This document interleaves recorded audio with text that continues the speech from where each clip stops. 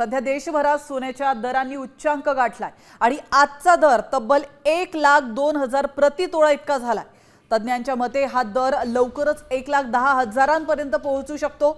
या दरवाढीचा थेट परिणाम हा सोनं घडवणाऱ्या हातमजुरीवर चालणाऱ्या सुवर्णकारांवर होतोय।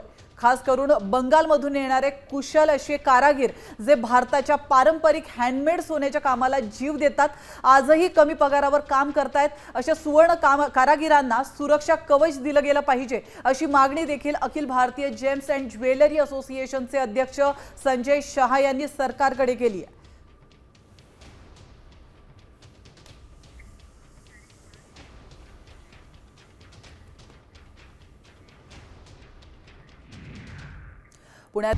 आता isakal.com आहे देशातील नंबर 1 ची मराठी न्यूज वेबसाईट। प्रत्येक अपडेटसाठी isakal.com ला नक्की भेट द्या।